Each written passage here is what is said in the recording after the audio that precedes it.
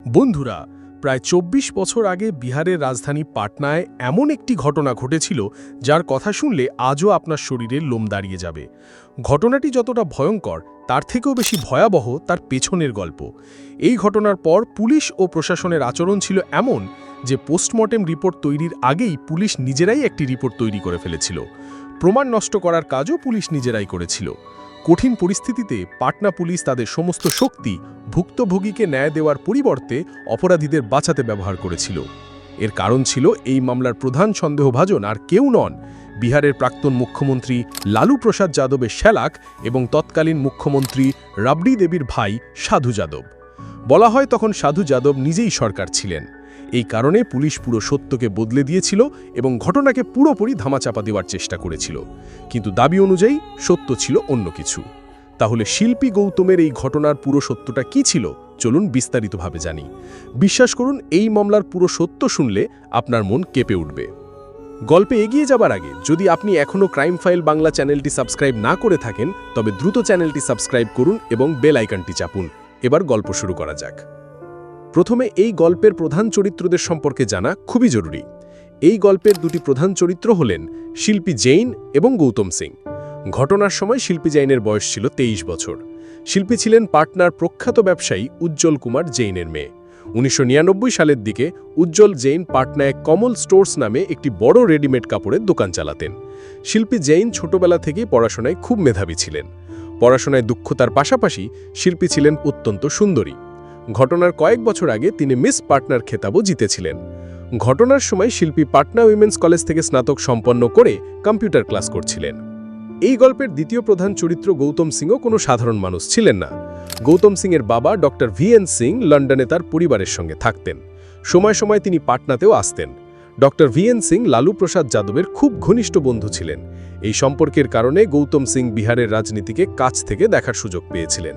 তিনি লন্ডন ছেড়ে পাটনায় থাকতে শুরু করেন এবং রাজনীতিতে নিজের ভবিষ্যৎ গড়তে চেষ্টা করেন। 1999 সালের দিকে লালু যাদব চারা কেলেঙ্কারির মামলায় জেলে ছিলেন, আর বিহারের মুখ্যমন্ত্রীর পদে ছিলেন তার স্ত্রী রাবড়ি দেবী। লালু যাদবের অনুপস্থিতিতে রাজ্য পরিচালনায় রাবড়ি দেবীর ভাই অর্থাৎ লালু যাদবের শ্যালক সাধু যাদব গুরুত্বপূর্ণ ভূমিকা পালন করছিলেন। অনেকে বলেন সাধু যাদব তখন নিজেই সরকার ছিলেন। বড় বড় আমলারা তার সামনে পিছনে ঘুরতেন। গৌতম সিংয়ের পরিবার এবং লালু যাদবের পরিবারের পুরনো পরিচয়ের কারণে গৌতমের রাজনীতিতে প্রবেশ করতে তেমন অসুবিধা হয়নি। খুব শীঘ্রই তিনি সাধু যাদবের সঙ্গে পরিচিত হন। সাধু যাদবের ঘনিষ্ঠ হওয়ার কারণে গৌতম দ্রুত দলে নতুন পরিচিতি লাভ করেন। গৌতম সিং এবং সাধু যাদব পাটনার বিখ্যাত ফ্রেজার রোডে সিলভার ওক নামে একটি রেস্তোরাঁও শুরু করেন, অর্থাৎ তারা ব্যবসায়িক অংশীদারও হয়ে ওঠেন। শিল্পী জৈন এবং গৌতম সিং দুজনই পাটনার বাসিন্দা ছিলেন এবং প্রভাবশালী পরিবারের সঙ্গে যুক্ত ছিলেন। একদিন শিল্পীর সঙ্গে গৌতমের দেখা হয় এবং প্রথম দেখাতেই তারা ভালো বন্ধু হয়ে ওঠেন। দেখতে দেখতে তাদের বন্ধুত্ব প্রেমে পরিণত হয়। তারা একে অন্যকে গভীরভাবে ভালোবাসতে শুরু করেন এবং একসঙ্গে জীবন কাটানোর পরিকল্পনাও করেন। কিন্তু তাদের এই স্বপ্ন অধরাই থেকে যায়, কারণ 1999 সালে 3 জুলাই রাতে শিল্পী জৈন এবং গৌতম সিংয়ের মৃতদেহ গান্ধী ময়দান থানার অধীনে MLA কোয়ার্টারের বাংলো নম্বর 12 গ্যারেজে একটি মারুতি জেন গাড়ির ভেতনে পাওয়া যায়। দুই প্রভাবশালী পরিবারের তরুণ তরুণীর মৃত্যুর খবরে পাটনায় সাড়া পড়ে যায়। সবাই জানতে চায় কে বা কারা তাদের এই অবস্থার জন্য দায়ী। নানা মুখে নানা কথা শোনা যায়, কিন্তু সত্য কি ছিল তা কেউ জানত না। আসলে তখনও কেউ জানে না সত্যটা কি ছিল, কারণ মৃতদেহ পাওয়ার পরপরই পাটনা পুলিশ কোনো পোস্টমর্টেম বা ভিসেরা রিপোর্ট না আসার আগেই বলে দেয় যে দুজনে আত্মহত্যা করেছে। কিন্তু সত্যি কি তাই ছিল? সম্ভবত না, কারণ পুলিশের তত্ত্বের বিপরীতে পাটনার পরিবেশে একটি ভিন্ন আলোচনা ছড়িয়ে পড়ে। আলোচনা অনুযায়ী 1999 সালের 2রা জুলাই সকালে শিল্পী জৈন তার কম্পিউটার ক্লাসে যাওয়ার জন্য বাড়ি থেকে বেরোয়। বাড়ি থেকে বেরোনোর সময় তিনি একটি সাদা কুর্তি পরেছিলেন এবং একটি রিকশায় উঠে কম্পিউটার ক্লাসের দিকে রওনা দেন। কিন্তু কিছু দূর যাওয়ার পর একটি ছেলে তার গাড়ি রিকশার সামনে থামিয়ে শিল্পীকে জিজ্ঞাসা করে, তুমি কোথায় যাচ্ছ? শিল্পী উত্তর দেয়, আমি আমার কম্পিউটার ক্লাসে যাচ্ছি। ছেলেটি বলে, আমিও সেদিকে যাচ্ছি, চাইলে আমি তোমাকে তোমার ইনস্টিটিউটে পৌঁছে দিতে পারি। এই ছেলেটি আর কেউ নন, গৌতম সিংয়ের একজন ঘনিষ্ঠ বন্ধু ছিল, যাকে শিল্পী ভালোভাবেই চিনত। যেহেতু ছেলেটি গৌতমের পরিচিত এবং আগেও শিল্পীর সঙ্গে দেখা হয়েছিল, তাই শিল্পী রিকশা চালককে ভাড়া দিয়ে রিকশা থেকে নেমে ছেলেটির গাড়িতে উঠে পড়েন। গাড়িটি কিছু দূর পর্যন্ত কম্পিউটার ইনস্টিটিউটের দিকেই যায়, কিন্তু তারপর ছেলেটি গাড়িটি অন্য রাস্তায় ঘুরিয়ে দেয়। শিল্পী জিজ্ঞাসা করেন, তুমি আমাকে এদিকে কোথায় নিয়ে যাচ্ছ? ছেলেটি উত্তর দেয়, আমরা ফুলওয়ারি শরীফের দিকে যাচ্ছি, যেখানে বাল্মীকি গেস্ট হাউসে গৌতম সিং আছে, সে তোমার সঙ্গে দেখা করতে চায়। যারা জানেন না তাদের বলে রাখি, ফুলওয়ারি শরীফ পাটনার কাছে একটি শহর। আজ ফুলওয়ারি শরীফ জনবহুল হলেও ১৯৯০ দশকে এটি ছিল বেশ নির্জন এলাকা। গাড়ি অন্য রাস্তায় ঘুরতে দেখে শিল্পী প্রথমে ঘাবড়ে যান, কিন্তু গৌতম সিংয়ের নাম শুনে শিল্পী স্বাভাবিক হয়ে ছেলেটির সঙ্গে যেতে রাজি হন। কিন্তু সত্যিটা ছিল এই যে গেস্ট হাউসে গৌতম সিং ছিলেনই না। এই ঘটনার কথা কিছুক্ষণ পর গৌতম সিংয়ের কানে পৌঁছয়। তিনি জানতে পারেন যে শিল্পীকে একটি ছেলে গাড়ি করে ফুলওয়ারি শরীফের বাল্মীকি গেস্ট হাউসে নিয়ে গেছে। গৌতম তৎক্ষণাৎ উদ্বিগ্ন হয়ে পড়েন এবং তার সাদা মারুতি জেন গাড়ি নিয়ে গেস্ট হাউসের দিকে ছোটেন। গৌতমের উদ্বিগ্ন হওয়ার প্রধান কারণ ছিল যে রাজনীতির সঙ্গে ঘনিষ্ঠভাবে যুক্ত থাকার কারণে তিনি জানতেন যে বাল্মীকি গেস্ট হাউসটি বড় বড় নেতাদের অপকর্মের আড্ডা ছিল। অনিষ্টের আশঙ্কায় গৌতম দ্রুত গেস্ট হাউসে পৌঁছন। সেখানে তিনি দেখেন শিল্পী একটি ঘরে বন্দী এবং তার চারপাশে কয়েকজন লোক তার সঙ্গে জোর জবরদস্তি করার চেষ্টা করছে। এই দৃশ্য দেখে গৌতম তড়িঘড়ি ঘরে প্রবেশ করেন এবং তাদের থামানোর চেষ্টা করেন, কিন্তু সেখানে উপস্থিত লোকেরা গৌতমের কথা না শুনে তাকে মারধর করতে শুরু করে। এই লোকের আর কেউ নন, গৌতমেরই ঘনিষ্ঠ কোনো পরিচিত কিছু নেতা ছিলেন। গৌতম তাদের কাছে রেহাই চান, কিন্তু তারা কিছুই শোনেন না। গৌতমকে মারধরের পর তারা শিল্পীর সঙ্গে নৃশংসভাবে অত্যাচার করেন, তারপর শিল্পী এবং গৌতমের গলা টিপে হত্যা করেন এবং তাদের মৃতদেহ গৌতমেরই গাড়িতে রেখে রাতের অন্ধকারে গান্ধী ময়দানের কাছে MALA কোয়ার্টারের গ্যারেজে গাড়িটি রেখে দেওয়া হয়। এদিকে সন্ধ্যা পর্যন্ত শিল্পী বাড়ি না ফেরায় তার পরিবার উদ্বিগ্ন হয়ে ওঠে। তারা শিল্পীর বন্ধু ও আত্মীয়দের ফোন করতে শুরু করেন। শিল্পীর খোঁজে লোকও লাগানো হয়, কিন্তু কোথাও তার হদিশ পাওয়া যায় না। পরিবার থানায় গিয়ে মেয়ের নিখোঁজ হওয়ার রিপোর্টও দায়ের করে। এর মধ্যে খবর আসে যে গৌতম সিংও নিখোঁজ। এরপর দুজনেরই খোঁজ শুরু হয়। সারা দিন খোঁজাখুঁজির পরেও কোনো সন্ধান মেলে না। পরের দিন অর্থাৎ ১৯৯৯ সালের ৩রা জুলাই রাত ৯টার দিকে পুলিশের একটি দল হঠাৎ গান্ধী ময়দান থানার অধীনে MALA কোয়ার্টারের বাংলো নম্বর ১২ গ্যারেজে পৌঁছয়। গ্যারেজ খুলে তারা গৌতম সিংয়ের সেই সাদা মারুতি জেন গাড়িটি পায়। গাড়ি তল্লাশি করতে গিয়ে দেখা যায় গাড়ির ভেতরে শিল্পী জৈন এবং গৌতম সিংয়ের মৃতদেহ আছে। পুলিশ পৌঁছানোর কিছুক্ষণ পরই লালু যাদবের শালাক সাধু যাদব তার সমর্থকদের নিয়ে সেখানে পৌঁছে হট্টগোল শুরু করেন। আজ পর্যন্ত এই প্রশ্নের উত্তর মেলেনি যে গ্যারেজে গাড়ি পাওয়ার খবর সাধু যাদবকে কে দিয়েছিল আর তিনি কেন সেখানে গিয়ে হট্টগোল করছিলেন। শিল্পী বাড়ি থেকে সাদা কুর্তি পরে বেরিয়েছিলেন, কিন্তু গাড়িতে তার মৃতদেহ পাওয়া গেলে তার গায়ে শুধু গৌতমের একটি টি-শার্ট ছিল। অন্যদিকে গৌতমের শরীরে কোনো কাপড় ছিল না। মৃতদেহগুলো কাছ থেকে দেখা লোকেদের মতে শিল্পীর শরীরে জুতোর আঘাতের চিহ্নও আছে। সাধু যাদবের সমর্থকদের হট্টগোলের মধ্যে পুলিশ দ্রুত মৃতদেহ দুটি গাড়ি থেকে বের করে পোস্টমর্টেমের জন্য পাঠিয়ে দেয়। যথারীতি প্রক্রিয়া হিসাবে পুলিশের উচিত ছিল ঘটনাস্থল থেকে প্রমাণ সংগ্রহ করা বা গাড়িটি ক্রেনের সাহায্যে থানায় নিয়ে যাওয়া, কিন্তু পাটনা পুলিশের একজন কনস্টেবল নিজেই গাড়িটি চালিয়ে থানায় নিয়ে যায়। ফলে স্টিয়ারিং থেকে অপরাধীর আঙুলের ছাপ সহ অনেক গুরুত্বপূর্ণ প্রমাণ নষ্ট হয়ে যায়। সাধারণত পুলিশের ওপর ধীরগতির অভিযোগ ওঠে, কিন্তু শিল্পী জৈন এবং গৌতম সিংয়ের ক্ষেত্রে পাটনা পুলিশ অসাধারণ তৎপরতা দেখায়।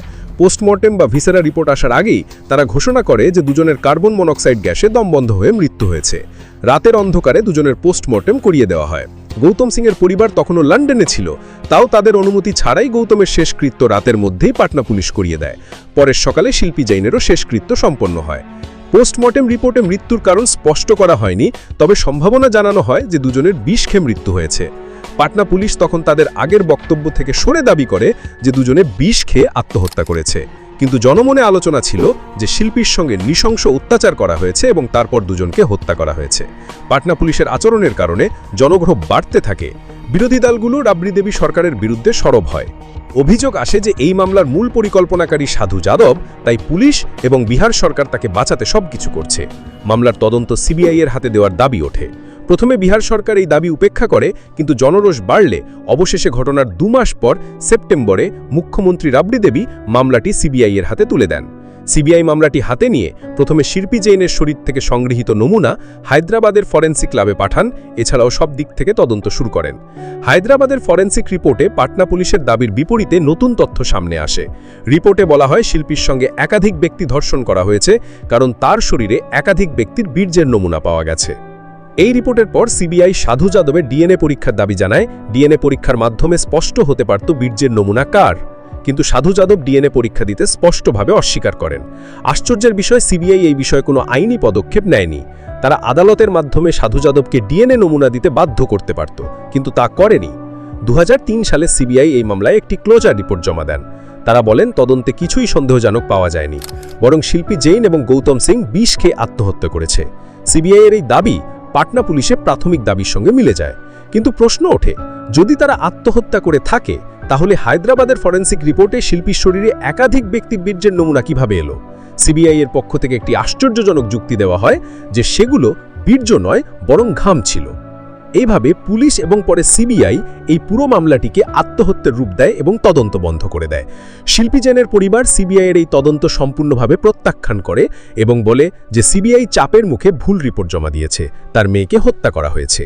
কিছু দাবির অনুযায়ী গৌতমের বাবা VN সিং এবং লালু যাদবের ঘনিষ্ঠ সম্পর্ক ছিল। এমনকি লালু যাদবের চারা কেলেঙ্কারির টাকা হাওয়ালার মাধ্যমে সুইস ব্যাংকে পাচারে VN সিং এর গুরুত্বপূর্ণ ভূমিকা ছিল বলে অভিযোগ। এত ঘনিষ্ঠ সম্পর্ক থাকা সত্ত্বেও গৌতমের পরিবার কখনোই ন্যায়ের জন্য কোনো আওয়াজ তোলেনি, অন্তত মিডিয়ায় এমন কোনো রিপোর্ট পাওয়া যায়নি। অন্যদিকে শিল্পী জৈনের পরিবার এই মামলার পুনরায় তদন্তের দাবি জানিয়ে আসছিল। 2006 সালে শিল্পীর ভাই প্রশান্ত জৈন এই মামলা পুনরায় তদন্তের জন্য সুপ্রিম কোর্টে যাওয়ার প্রস্তুতি নিচ্ছিলেন, কিন্তু 2006 সালের 6 জানুয়ারি যখন তিনি পাটনার উড মার্কেটে তার বাড়িতে প্রবেশ করতে যাচ্ছিলেন, তখন কয়েকজন তার অপহরণ করে। অপহরণের দুদিন পর অপরাধীরা তাকে পাটনা এবং হাজিপুরকে সংযোগকারী মহাত্মা গান্ধী সেতুতে ছেড়ে দেয়। প্রশান্ত সুস্থভাবে বাড়ি ফিরে আসেন, কিন্তু এরপর তিনি আর কখনো এই মামলার তদন্তের দাবি জানাননি। এভাবে শিল্পী জৈন এবং গৌতম সিং এর মৃত্যু একটি রহস্য হয়ে থেকে যায়। প্রধান সন্দেহভাজনরা আজও স্বাচ্ছন্দ্যে জীবনযাপন করছেন। পুলিশ এবং সিবিআই এটিকে আত্মহত্যার মামলা বললেও কিছু প্রশ্নের উত্তর তারা আজও দিতে পারেনি। যদি তারা আত্মহত্যাই করে থাকে, তাহলে কেন তারা কাপড় খুলে আত্মহত্যা করলো? শিল্পীর শরীরে জুতোর চিহ্ন কিভাবে এলো? সাধু যাদব ডিএনএ নমুনা দিতে অস্বীকার করলে সিবিআই কেন